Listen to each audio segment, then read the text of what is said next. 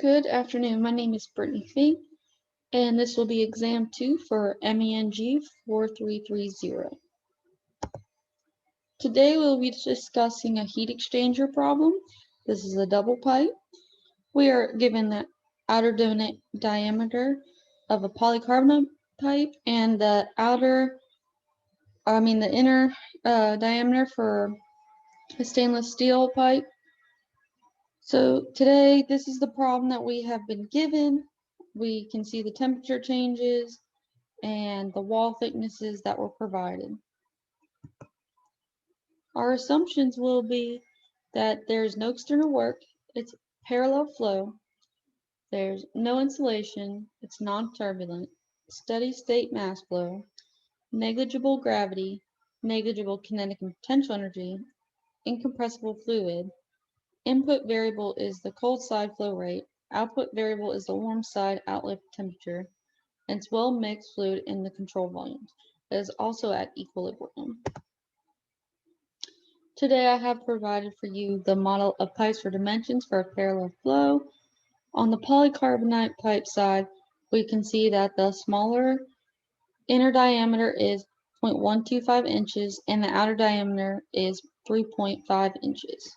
On the stainless steel side over here, we have that is 0.065 inches for the wall thickness and 1.75 inches for the diameter.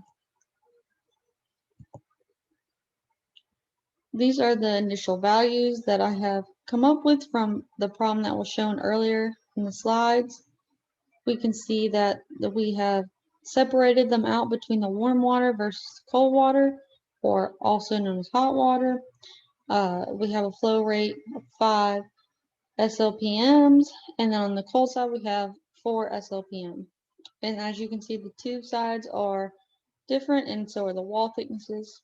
On the warm side, we have an inlet temperature of 50 degrees Celsius, an outlet temperature of 40 degrees Celsius, and on the cold side, we have an inlet of 20 degrees Celsius and an outlet of 30 degrees Celsius. Our overall length is 0.5 meters. We will begin by having the mass balance equation. For the mass balance equation, I have written out that TH is temperature of hot water and TC is temperature of cold water, just for in the future as reference. But we can begin by seeing that the energy in minus the energy out equals the rate of accumulation of mass inside the vessel minus the rate of disappearance of mass inside the vessel. So we see that for each hot and cold, we'll be doing the same equation. You have M inlet minus M outlet equals PV inlet minus PV outlet. The only thing that will change for these will be the values that are provided. And if you continue on, our d mass over dt equals M out equals M in, and we will cancel out our densities, and we will get M out dot equals M in dot. We now have our energy balance equation. Our energy in minus our energy out equals our rate of accumulation of energy inside the system minus our energy added minus work performed. Our first equation we look at is Q equals mCp delta T and then HCp delta T.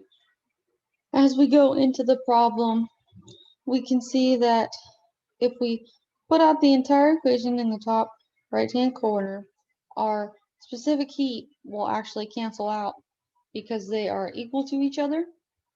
We were also given the temperature of both the cold side and the hot side.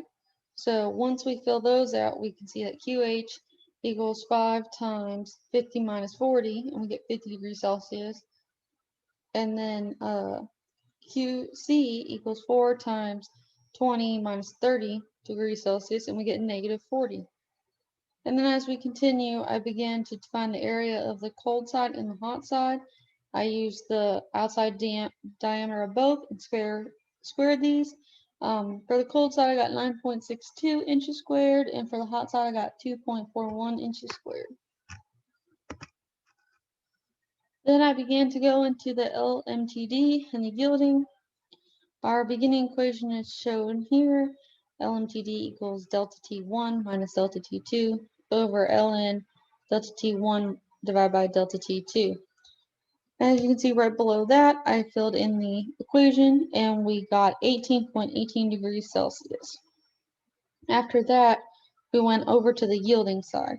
This equation was provided by us in the textbook. And as we continue throughout, we can see that this 35, because 50 plus 20 divided by 2 is 35, or you could also do it the other way, where you get the 40 plus 30 divided by 2 is 35. So either way, you have the same thing for that part. And then, so because we used 50 plus the 20 divided by 2, 35, we plugged in 20 right here.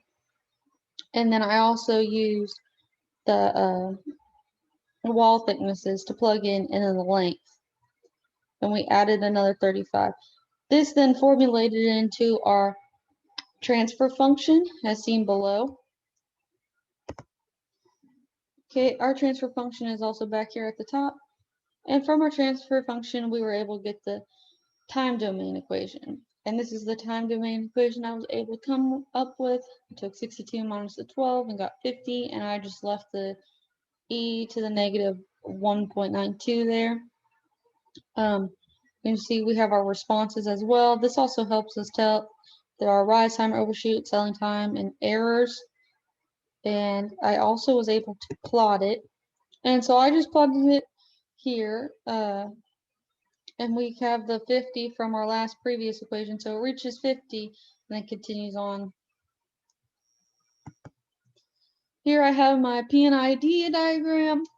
We have our heat exchanger, and we have our, it's going in through the valve and then going out, and that's on the cold side.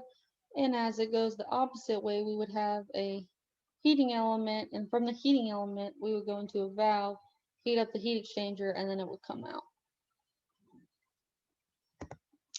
Thank you for your time.